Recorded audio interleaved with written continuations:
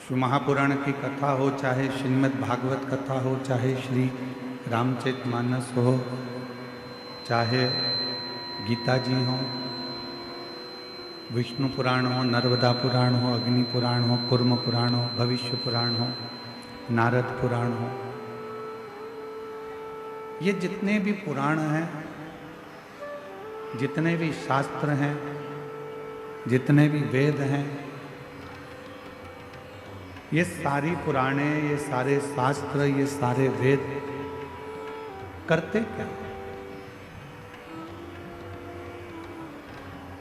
तो कहा ये सारे वेद, शास्त्र, पुराण जितने भी हैं, ये सब हमको ईश्वर की पहचान करना बताता है, परमात्मा की पहचान करना बताता है।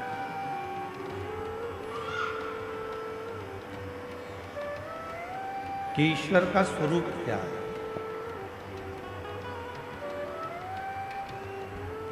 पीछे आवाज नहीं आ रही है, जाके एक दो लोग तो खड़े हो जाओ। पंडाल में आवाज नहीं है, बक्से नहीं चल रहे हैं।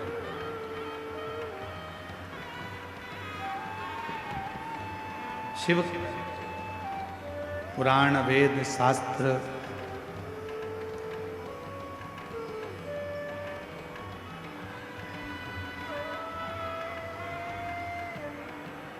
ये जितने भी हैं, वो किसी ना किसी रूप में हमको ईश्वर की पहचान करना बताते हैं कि ईश्वर का स्वरूप क्या है। और हम ईश्वर को जाने कैसे, हम उस परमात्मा को पहचाने कैसे।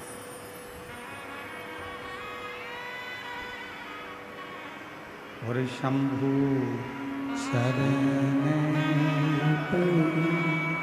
मासु घड़ी दुख काटो, दया करी दर्शन आपो। हम ईश्वर को जानेंगे कैसे, हम ईश्वर को पहचानेंगे कैसे, हम शंकर को पहचाने कैसे।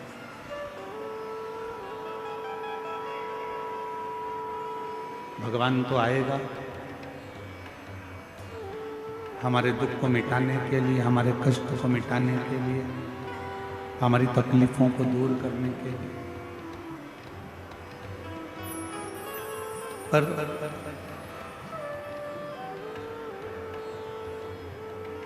यदि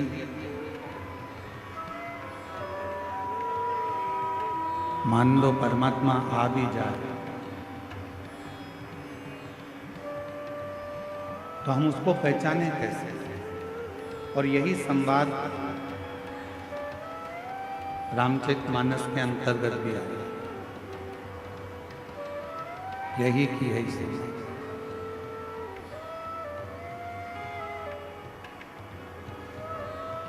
मातंग बाबा से शबरी अम्बा ने, माँ शबरी जी ने मातंग बाबा से ये प्रश्न किया। माँ शबरी अम्बा मातंग ऋषि जी से प्रश्न करती हैं कि आप कहते हो कि एक दिन राम आपकी कुटिया तक आएंगे, आपके दरवाजे तक आएंगे।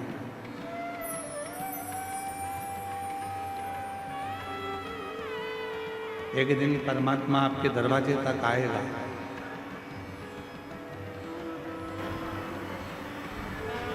तब आप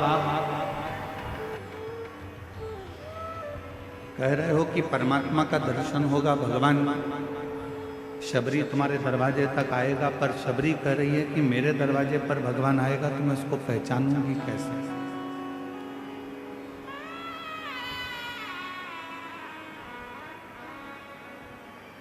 जब भगवान हमारे दरवाजे पर आएगा तो मैं उसको जानूंगी कैसे।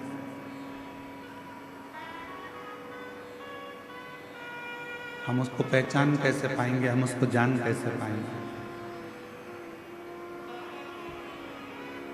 तो गुरु मातंग ऋषि ने एक शब्द कहा, शबरी तुम परमात्मा को पहचानोगी कि नहीं पहचानोगी हम नहीं जानते। हम तो इतना जरूर जानते हैं कि तुम रोज यदि उस परमात्मा को याद करोगी और परमात्मा जब तुम्हारे नज़दीक में आएंगे तो तुम परमात्मा को पहचानोगी कि नहीं पहचानोगी हम नहीं जानते, पर यह जरूर है कि परमात्मा तुमको जरूर पहचान जाएगा।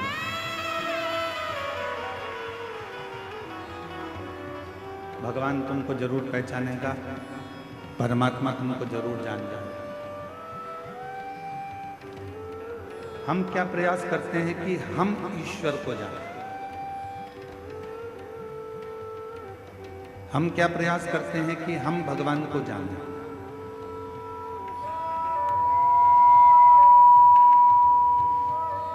हम प्रयास करते हैं कि हम ईश्वर को पहचानने का प्रयास करें, हम ईश्वर को जानने का प्रयास करें, हम भगवान को जानने का प्रयास करें, हम शिव को जानने का प्रयास करें। पर शिव महापुराण की कथा कहती है कि आप भगवान का इतना भजन करो, आप भगवान की इतनी भक्ति करो, आप परमात्मा का इतना मंत्र जाप करो, आप परमात्मा का इतना मंत्र स्मरण करो, आप भगवान का इतना नाम जाप करो, इतना स्मरण करो कि आप भले ईश्वर को ना जान पाए पर ईश्वर आपको पहचान जाए कि ये मेरा भक्त है जो दिन रात मुझे पुकारता रहता है।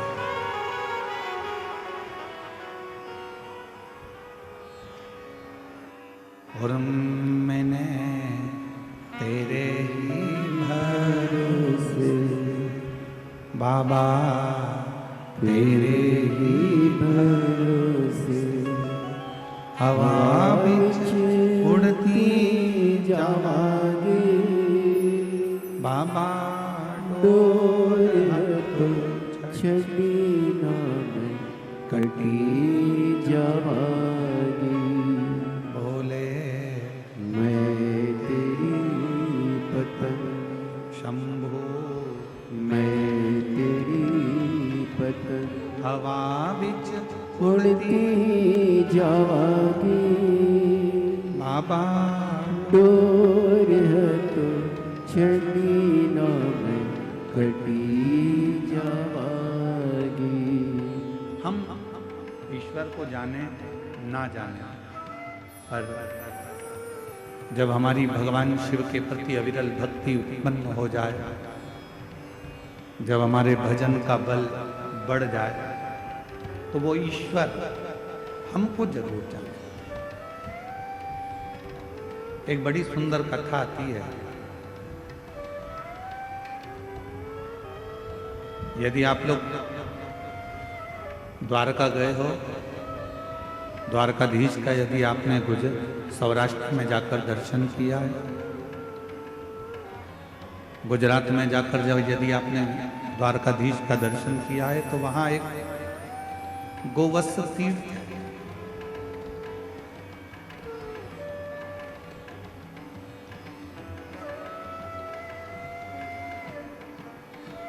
आप में से कई लोग द्वारका गए भी होंगे, ऐसा नहीं कि द्वारका नहीं गए।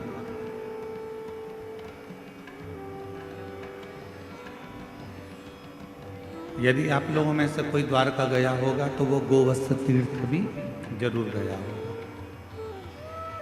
एक द्वारका के नजदीक में गोवत्स तीर्थ,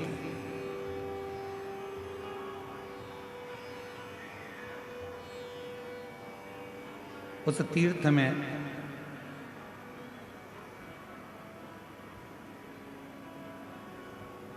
पूर्व में एक बलाहक नाम के राजा हुए, और बलाहक नाम के जो राजा थे, शत्रुओं का नाश करना, दुष्टों को पछाड़ देना और अपने नगर में सब अच्छे कर्म करते रहना, सत्कर्म करते रहना।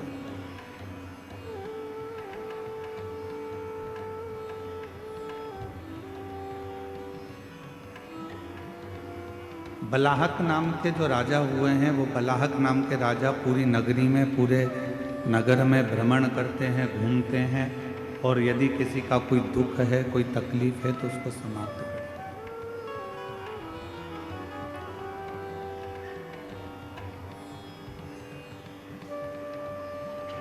नित्य प्रति उनका एक कार्य है शिवालय जाना, शंकर जी के मंदिर में आराधना करना, साधना करना, भजन करना, कीर्तन करना, शिव मंदिर में जल की व्यवस्था करना।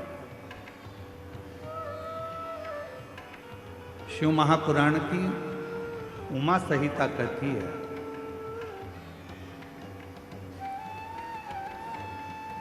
कि शंकर भगवान के मंदिर में अगर कोई जल की व्यवस्था भी कर देता है तो उस जीव को कभी किसी नरक में भटकना नहीं पड़ता, वो जीव का उद्धार स्वतः ही हो जाता है।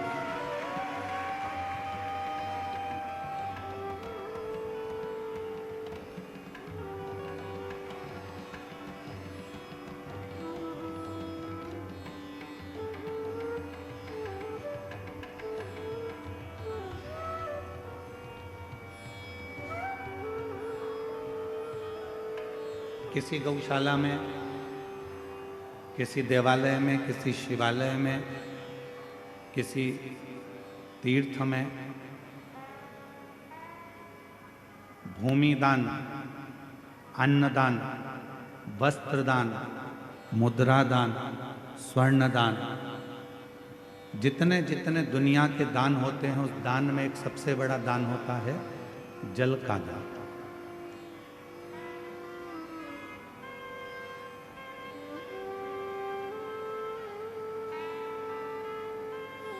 कल हम यहाँ से जा रहे थे तब हम देख रहे थे कि इस कवर्धा के नज़दीक में जहाँ कथा हो रही है, घुंगरी खुर्द में, हमने देखा इतना अच्छा गांव है। गांव के घरों के बाहर लोगों ने अपने अपने घर में से पानी भर भर कर एक एक लोटा रख दिया, गिलास रख दिया और पानी की बाल्टी भर कर रख दी, जिससे कोई पथिक आए, यात्री आए, श्रोता आए तो पानी पीकर चले जाए। मैं इस घुंगरी खुर्द गांव के कवर्धा कबीरधाम के इस पवित्र क्षेत्र को नमन करता हूं और यहाँ के लोगों को भी चरणों को प्रणाम करता हूं, जिन्होंने इतनी व्यवस्था बाहर से आने वाले भक्तों के लिए धन्य।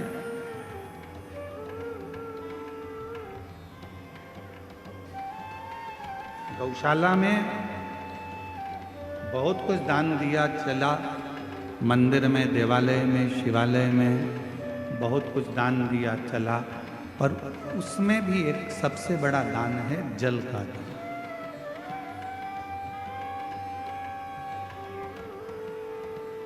क्यों साहब, ये गौशाला है, इस गौशाला में जल की व्यवस्था है कि नहीं है, पानी की व्यवस्था है कि नहीं है, इसमें पानी है कि नहीं।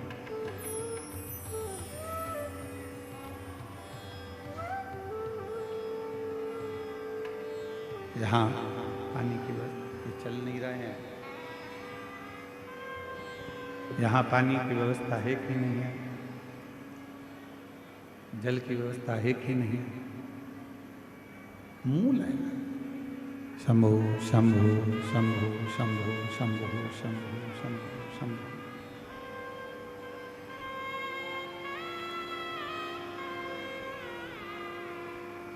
राजा बलाहक बड़े धर्मात्मा थे, पुण्यात्मा थे, और जब बलाहक राजा बड़े पुण्यात्मा है, धर्मात्मा है, सत्कर्मी है, भजनावली है, कीर्तनी है, पूरे नगर में भ्रमण कर कर देखते हैं कि कोई दुखी तो नहीं, किसी को कोई तकलीफ तो नहीं है। बाहर की आवाज अंदर आ रही है पर अंदर की आवाज अंदर नहीं आ रही, कोई तकलीफ तो नहीं है, कोई कष्ट तो नहीं है। बलाहक राजा सब दूर भ्रमण कर रहे हैं, हर जगह पर जा रहे हैं, प्रत्येक जगह पर जाकर वो व्यवस्था को देखते।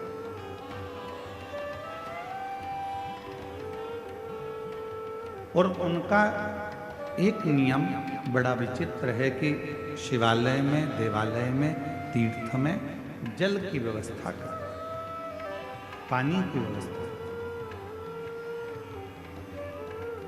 इसीलिए हम इस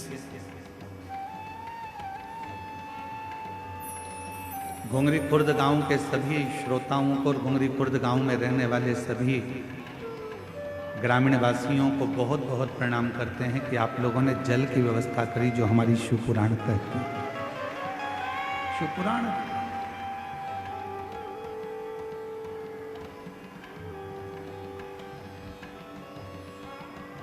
शिवालय में जल है नहीं है, तीर्थ में जल है नहीं है, वो जाकर राजा बलाहक देखते हैं। अब उन्होंने देखा कि यहाँ तो कोई जल है नहीं। किसी द्वारपाल से कहा कि इस शिवालय में जल नहीं है, तुम जाओ और जल लेकर आओ और वो जल इस शिवालय में तुम रखो। बलाहक राजा के शब्द सुनकर द्वारपाल गया तो शरीर पर जल ढूंढता रहा एक वन क्षेत्र में, पर जल नहीं।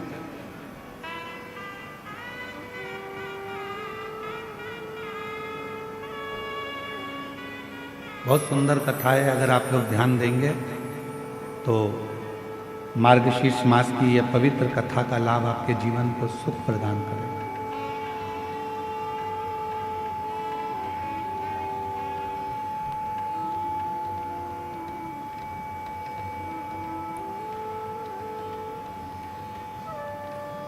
और बलाहक राजा ने जिस सैनिक को भेजा वो सैनिक सब दूर भ्रमण कर कर आया, पर उसको जल नहीं मिला, जल प्राप्त नहीं। बलाहक राजा इंतजार कर रहे हैं कि पानी लेकर आता होगा, जल लेकर आता होगा, और वो जल में शिवालय में शंकर भगवान के इस पवित्र प्रांगण में वो जल रख। सैनिक आया, बलाहक राजा ने पूछा क्यों?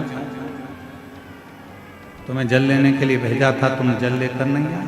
महाराज, पूरे जंगल में मैं घूम कर आया हूँ, पूरा जंगल में देख कर आया हूँ, पर कहीं पर भी मुझे जल प्राप्त नहीं।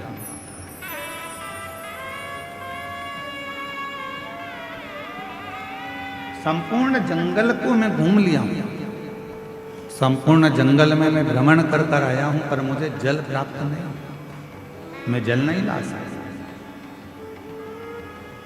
बलाहक राजा के मन में आया कि अब मैं जल लेकर आऊं। शिव का परम उपासक था, भगवान शंकर की आराधना करना, साधना करना, उपासना करना, भक्ति में डूबे रहना, ये उसका नियम था।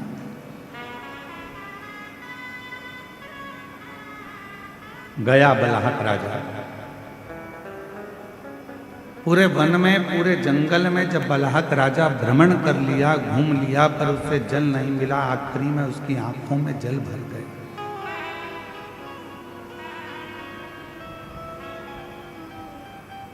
अब किससे कहूं, किससे प्रार्थना करूं, किससे निवेदन करूं, किससे मैं अपने मन की बात कहूं?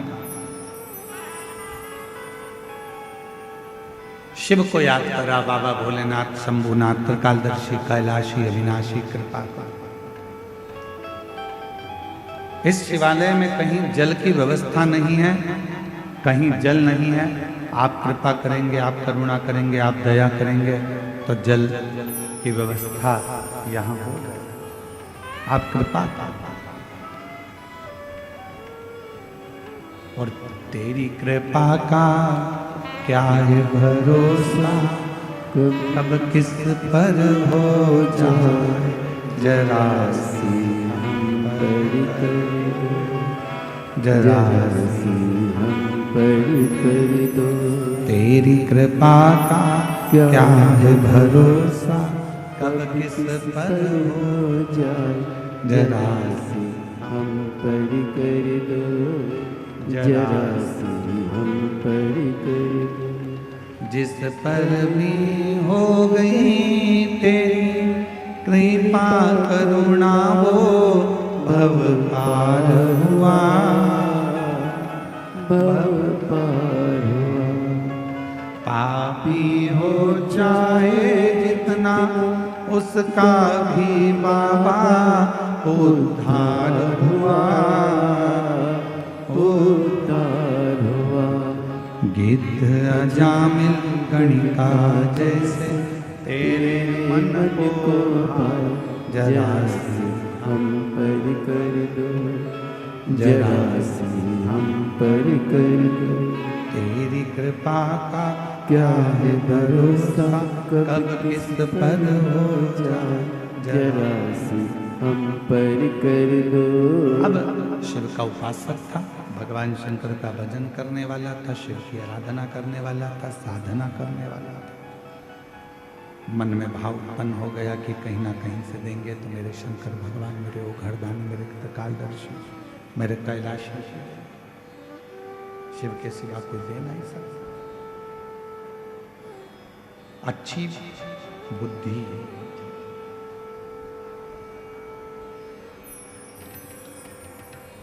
अच्छी बुद्धि,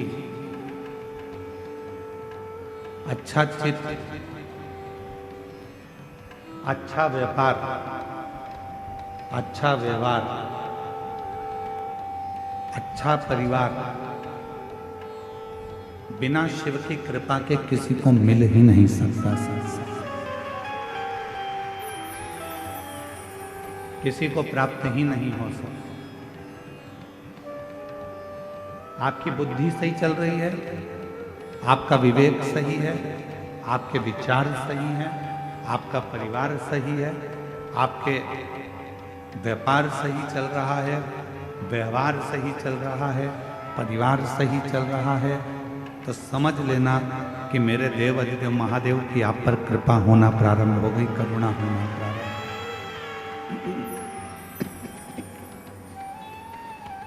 उसकी करुणा, उसकी कृपा, उसकी दया होना प्रारंभ हो।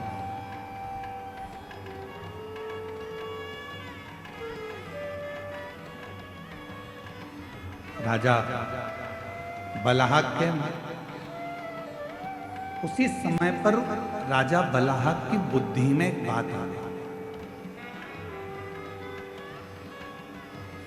एक वृक्ष की छांव में बैठ गया और भगवान शिव जी से आराधना कर कर कहता है कि मैंने अभी तक आपके मंदिर में जो भी जल चढ़ाया हो, ऐसी कृपा कर दो कि उस जल का एक अंश, यदि मैंने आपके मंदिर में जल चढ़ाया है, मैंने आप पर शिव जी एक लोटा जल रोज चढ़ाया है, तो उस जल का एक अंश इस शिवालय में, जो जंगल में है, वन में है, इस शिवालय में प्राप्त होगा।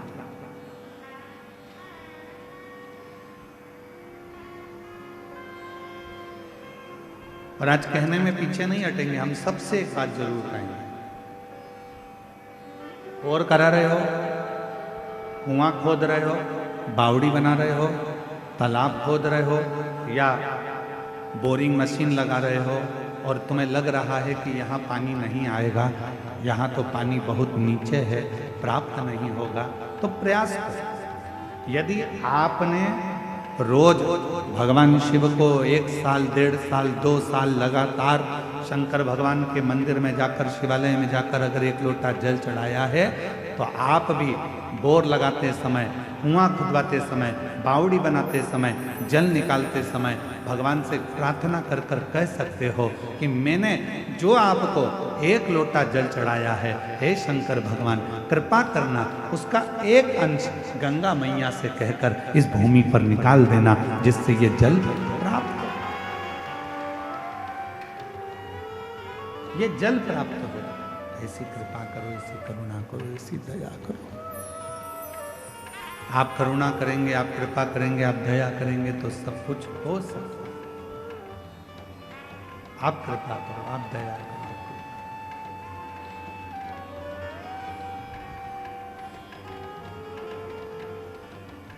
बलाहक राजा हाथ जोड़कर भगवान शिव जी से आराधना करने लगा। मैंने जो आपको जल चढ़ाया है उसका एक अंश मात्र एक अंश, जो मैंने जल चढ़ाया है उसका मात्र एक अंश का फल आप मुझे दे दीजिए। और ये जो शिवालय है वन में, इस शिवालय में जल प्राप्त हो जाए, इसकी कृपा कर। और कहते हैं जब प्रेम अनंत हो जाता है तो रोम रोम संत हो जाता है।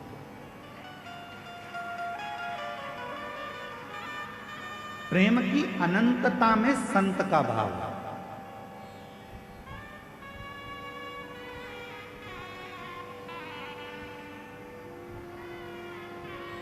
हम श्री गणेश प्रसाद तिवारी जी को साधुवाद देंगे।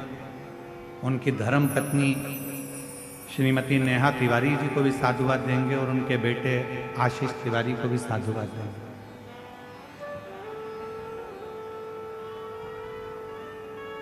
कितने लोग कवर्धा में रहते होंगे, कितने बड़े बड़े सेठ रहते होंगे, कितने बड़े बड़े धनपति करोड़पति रहते होंगे, पर हर वर्ष साल 2 साल में प्रति वर्ष दुनिया के लोग किटी पार्टी में, शॉपिंग में, पार्टी मनाने में, शादी की सालगिरह में दुनिया का खर्चा करते हैं। पर मैं गणेश तिवारी जी को, गणेश प्रसाद तिवारी जी को और उनके परिवार को धन्यवाद देता हूं कि कम से कम साल भर 2 साल में आप एक यज्ञ अनुष्ठान, कथा, सत्संग कराकर ना जाने कितने जीवों का कल्याण कर दें।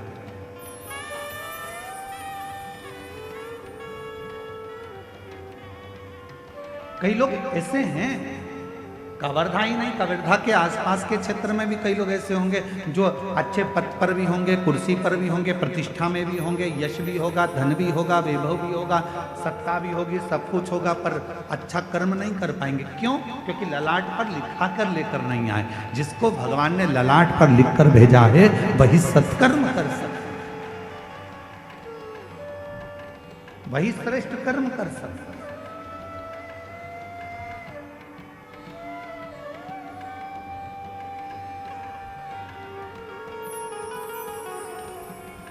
और आज हमको तो घुंगरी खुर्द वालों से भी थोड़ी थोड़ी जलन हो रही है। क्यों? इतनी बड़ी दिव्य शिव महापुराण की कथा और इतना बड़ा सुरभि यज्ञ आपके छोटे से गांव में हो रहा है, तो सोचने वाला विषय, सोचने तरसते हैं।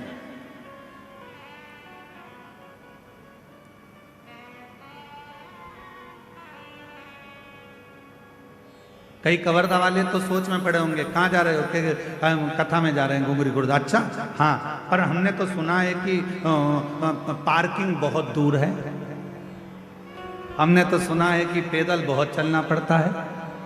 अब उनको कौन समझाए कि मेरे शंकर भगवान की कथा कहती है जितने कदम चलकर तुम गाड़ी में बैठकर आए और डायरेक्ट कथा स्थल पर गाड़ी से उतरे तो उसका कोई फल नहीं है।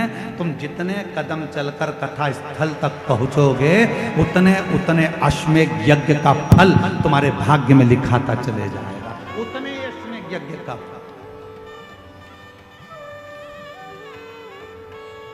अब लिखने वालों ने लिख दिया, कहने वालों ने कहा बहुत दूर कथा स्थल है, 2 किलोमीटर चलना पड़ेगा, आधा किलोमीटर चलना पड़ेगा, 1 किलोमीटर चलना पड़ेगा। अरे भैया, कुछ पाना है तो कुछ खोना पड़ता है। इसलिए निवेदन है, जब बाबा के चरणों में शिव महापुराण की कथा को श्रवण करने के लिए आप इस पवित्र गांव में जब आए तो ये सोच कर आना कि हम पैदल नहीं चल रहे हैं, हमारे पिता से मिलने के लिए, अपने बाप से मिलने के लिए, अपने दिल की बात कहने के लिए, सिर्फ दिल की बात।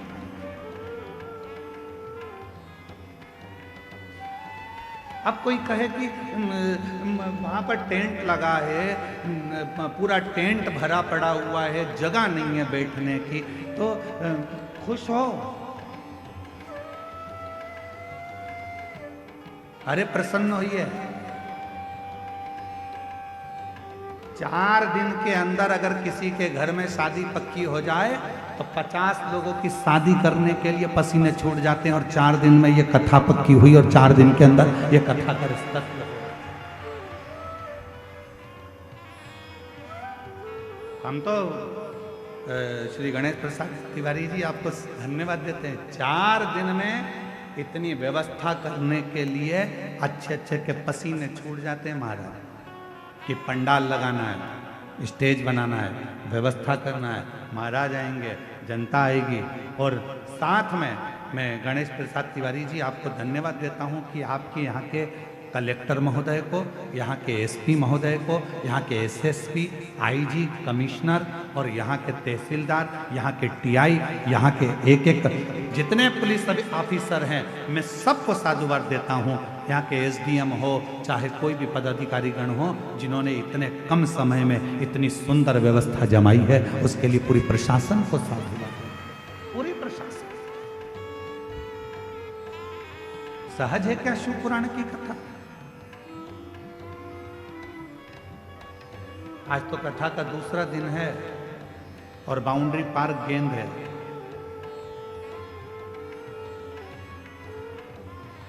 चौथे और 5वें दिन तेरा क्या होगा रे कालिया? समझना,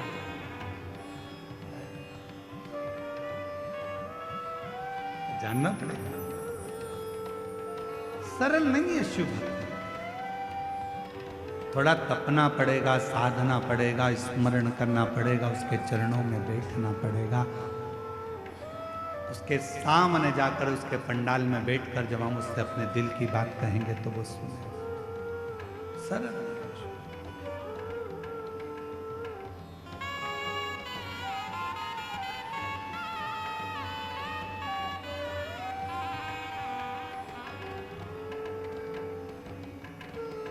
बलहक राजा के मन में थोड़ा सा भाव उत्पन्न, यदि मैंने जिंदगी में अगर आपको जल चढ़ाया है, लोटा भरकर जल चढ़ाया है, तो उसका एक अंश, केवल एक अंश मेरे भाग्य का मिले, और जो वन में शिवालय है उस शिवालय में उस जल का भाग प्राप्त हो, उस शिवालय में भी प्रकाश हो, उस शिवालय में भी जल हो, ऐसी कृपा करता है। कपट के विहीन, छल के विहीन, लोभ के विहीन, प्रपंच के विहीन, जब हम बिना कपट के, बिना छल के, बिना प्रपंच के, बिना दिखावे के, बिना लोभ के, बिना लालच के जब हम भगवान की आराधना करते हैं तो परमात्मा उसका फल दिए बिना रहता नहीं है, उसका फल देता है।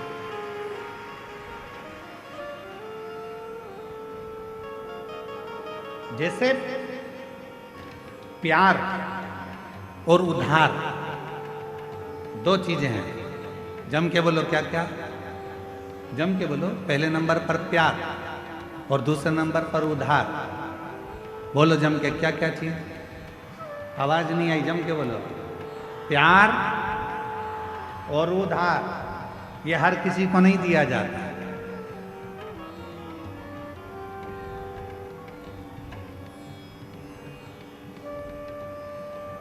प्यार भी हर किसी को नहीं दिया जाता और उधार भी हर किसी को नहीं दिया जाता।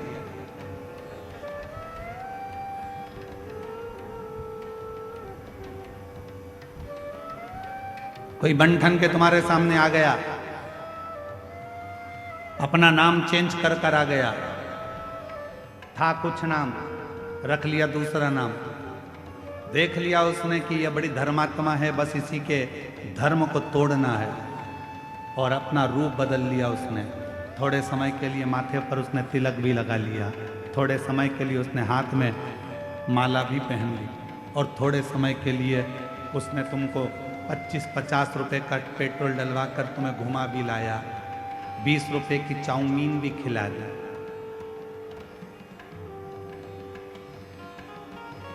और तुमने उसको प्यार दे दिया।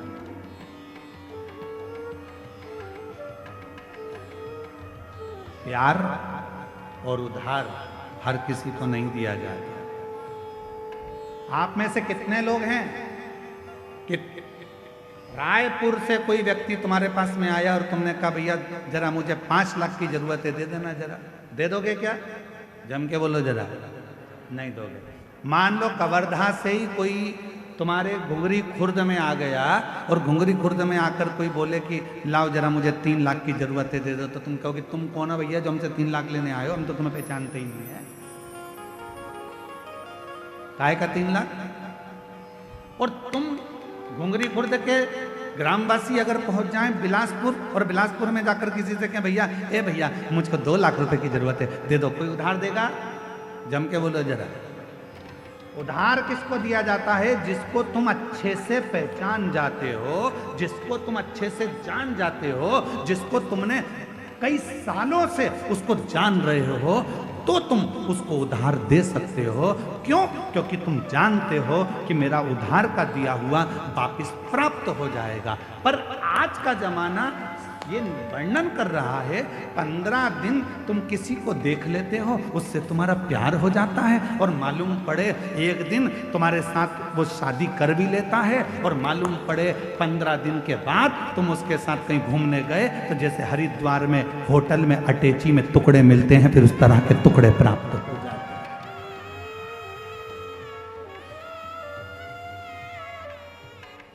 उधार देने से पहले हमने देखा कि कितना समय पुराना है, कौन है, हम इसको इतने साल से जानते हैं, हम इतने साल से पहचानते हैं, तब हमने उसको उधार दिया कि हमारा उधार प्राप्त हो जाएगा। उधार भी 50 बार सोच कर दिया जाता है और प्यार भी 50 बार सोच कर दिया जाता है। ये हर किसी को नहीं दिया जाता जो तुम्हारे टुकड़े कर कर कहीं फ्रिज में भर देता। हर किसी के लिए उधार भी नहीं है, हर किसी के लिए प्यार भी नहीं। सोचिए, विचारिए।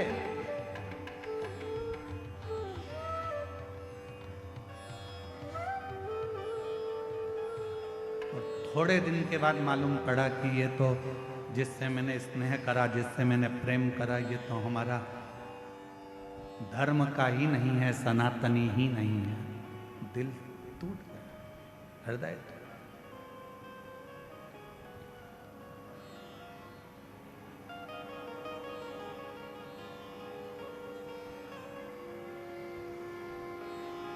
आपको मालूम है छत्तीसगढ़ की भूमि, छत्तीसगढ़ की धरा, छत्तीसगढ़िया महतारी कैसी है? आपको मालूम है? पूरी दुनिया में कोई ऐसा प्रदेश बता दो जिस प्रदेश को माता के नाम से पुकारा जाता है, महतारी के नाम से पुकारा जाता है।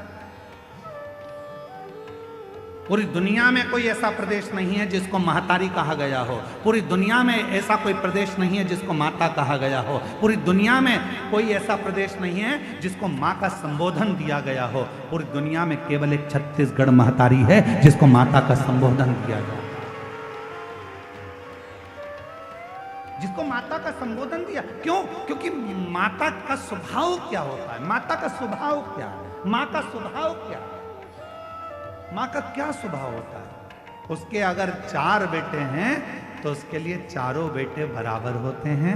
माँ का स्वभाव ये होता है कि माँ अपने चारों बच्चों को बराबर का दूध पिलाती है। माँ अपने चारों बच्चों को बराबर का प्रेम करती है। माँ अपने चारों बच्चों को सम रखती है। इसलिए छत्तीसगढ़िया महतारी, छत्तीसगढ़ ये जो माँ है, छत्तीसगढ़ की पवित्र भूमि, यहाँ पर ब्राह्मण हो, क्षत्रिय हो, वैश्य हो, शूद्र हो, ये चारों उस माँ की औलाद हैं और चारों को प्रेम मेरी माँ हमेशा करती है। यहाँ जो आया,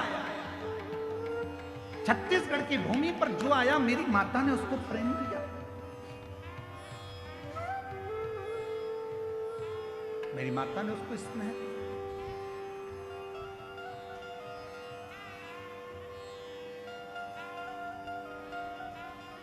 छत्तीसगढ़ की धरा पर जो आता है माँ उसको स्नेह देती ही है, देती है।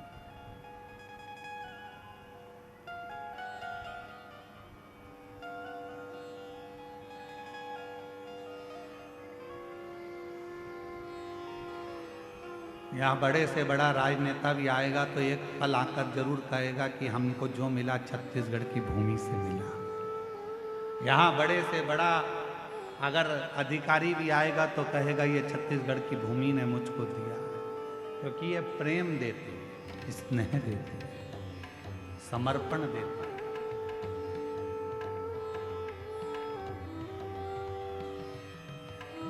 स्नेह की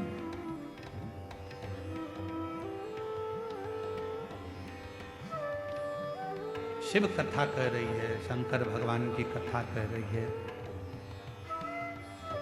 आपको ईश्वर को नहीं ढूंढना है, ईश्वर आपको ढूंढना। कल कथा में कहा था एक लोटा जल चढ़ाने वाले को परमात्मा ढूंढ ले।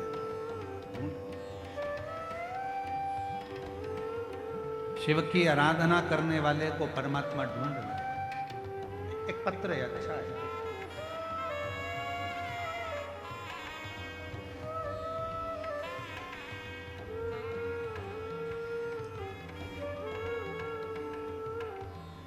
मेरा नाम उषा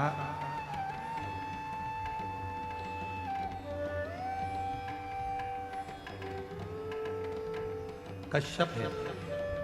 मेरे पति मोहन सिंह जी कश्यप राजमहल चौक वार्ड नंबर 10 कवर्धा के रहने वाले।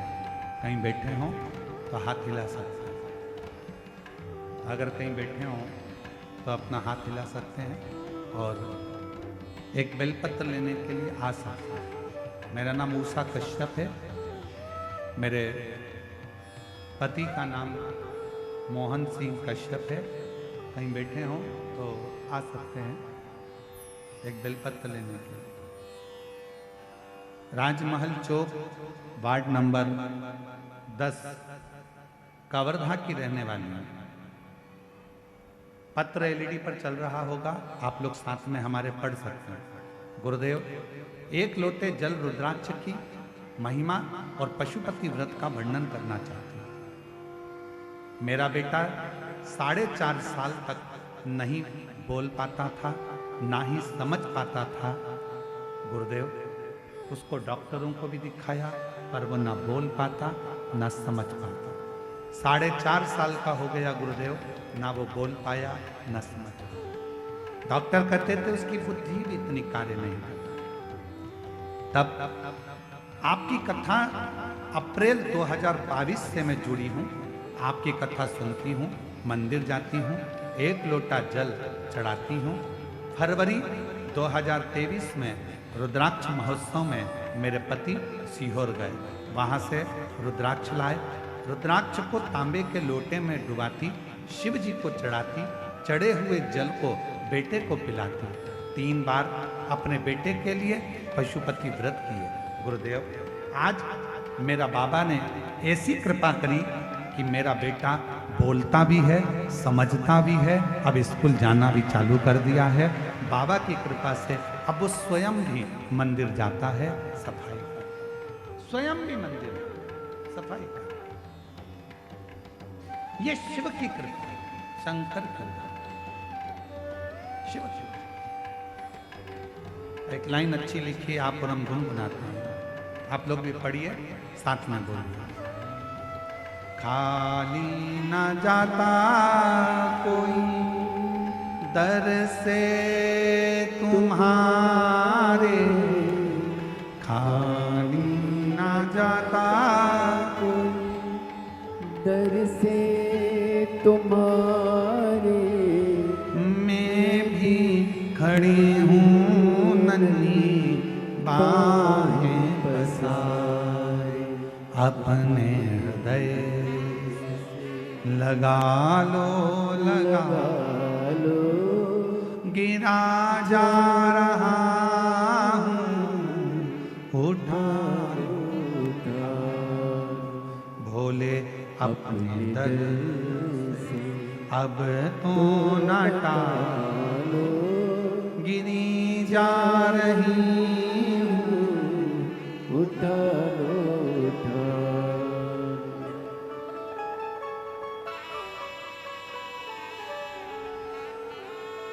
शिव कृपा किसको प्राप्त? भगवान शंकर की शरणागति किसको प्राप्त?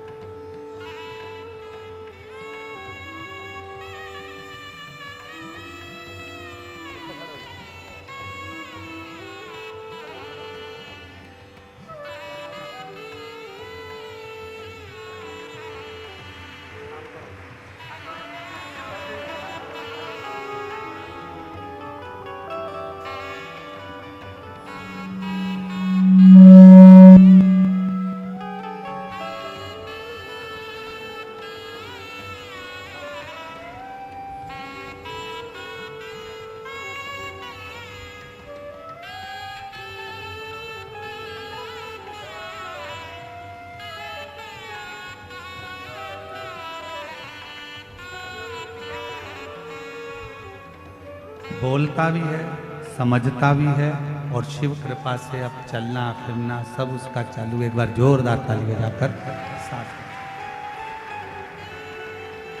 हर हर महा शिव कृपा शंभु की उदार। जितना भरोसा, जितना विश्वास, जितनी दृढ़ता आपके भीतर होती है, उतना परमात्मा आपके करीब में, परमात्मा उतना आपके नजदीक है। शिव को ढूंढने के लिए जाने की जरूरत नहीं है, शिव आपको ढूंढता है।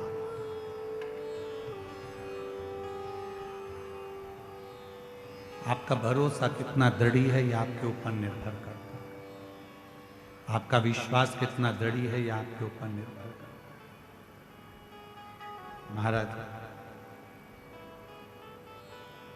बलाहक नाम के राजा ने हाथ जोड़कर निवेदन करा और शिव जी ने गंगा की एक धार उस शिवालय में वन क्षेत्र में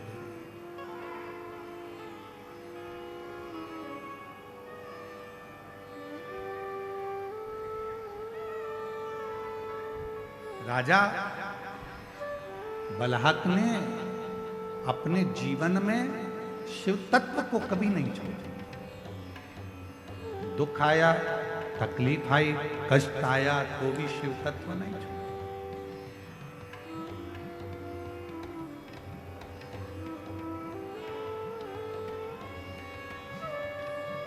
जरूरी नहीं कि सारा समय एक जैसा चले। बहुत तेज गाड़ी चला रहे हो तो भी आगे आगे लिखा रहता है गति अवरोधक। गति अवरोधक मतलब इसको देखकर थोड़ा सा अपनी गाड़ी को स्लो कर लीजिए, धीमा कर लीजिए।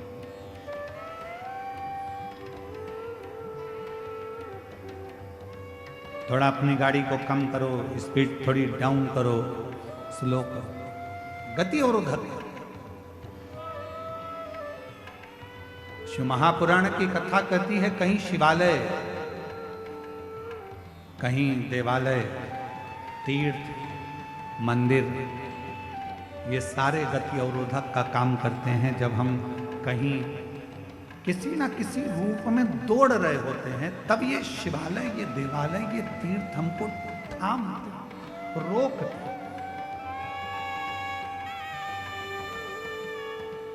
बहुत भटक लिया, भटकना क्यों? अब आया समय, राजा बलाहक ने कोई साधु, कोई सन्यासी, कोई तपस्वी, कोई साधक, कोई ब्राह्मण, कोई तपस्वी आवे, कोई शिव का भक्त आवे तो बलाहक उनको बड़े प्रेम से जलपान करा, बड़े। और फिर निवेदन करूं इस व्यासपीठ के माध्यम से कि उधार भी सोच कर दो और प्यार भी सोच कर दो। 50 बार विचार करिए, 50 बार, हजारों हजार बार विचार करिए, तब जाकर किसी को उधार दीजिए। और हजारों बार विचार कर लो कि ये व्यक्ति तुम्हारे लायक है कि नहीं है।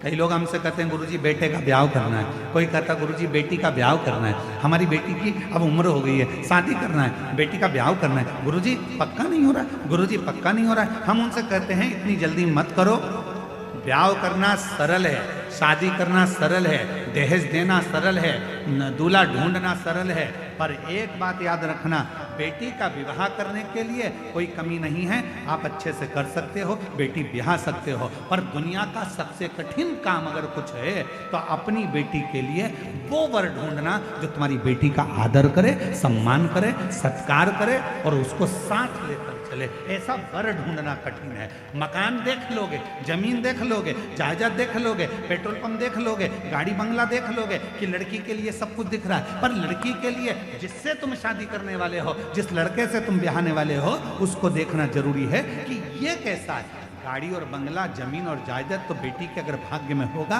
तो मिल जाएगा, भाग्य में नहीं होगा तो वो सारा समाप्त भी हो जाएगा। लड़का ठीक है कि नहीं, व्यवहार ठीक है कि नहीं, उसका स्वरूप अर्थात वो कहीं गलत संगत में तो नहीं पड़ा, व्यसन में तो नहीं पड़ा, मदिरापान में तो नहीं पड़ा, मांसाहार में तो नहीं पड़ा, मालूम पड़े दिन रात को 12, 1, 2 बजे तक आ रहा है और मालूम पड़े बेटी आंखों से आंसू बहा रही हो, तो वो गाड़ी, वो बंगला, वो पेट्रोल पंप, वो जायदाद, वो जमीन किसका?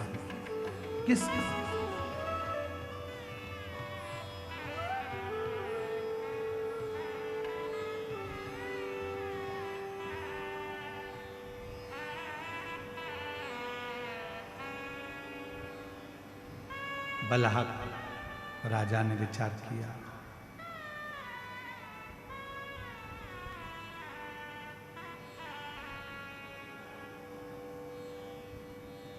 सबको जल दान करना, सबको भगवत नाम का दान करना, शिव नाम का दान करना। राजा बलाहक ने कहा।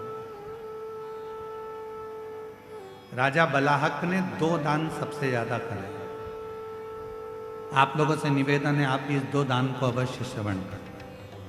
पहले नंबर पर है जल का दान। कोई भी आया पानी पिए बगैर घर से नहीं गए, जल पिए। और दूसरे नंबर पर है राजा बलाहक ने जो दान दिया है वो नाम का दान, नाम। संत बलाहक राजा के यहां पर आ जाते थे, भोजन करने बैठते थे, तो राजा बलाहक पहले संतों के सामने भी बैठकर भगवान शंकर के 108 नामों का उच्चारण करवाते थे, तब संत को भोजन प्रसाद पवाते। ब्राह्मण आ जाते थे, राजा बलाहक उन ब्राह्मणों को भोजन करने बिठाते थे, तो पहले 108 बार भगवान शंकर के मंत्र जाप को, शिव नाम को उच्चारण करवाते थे, तब जाकर भोजन कराते थे। नाम का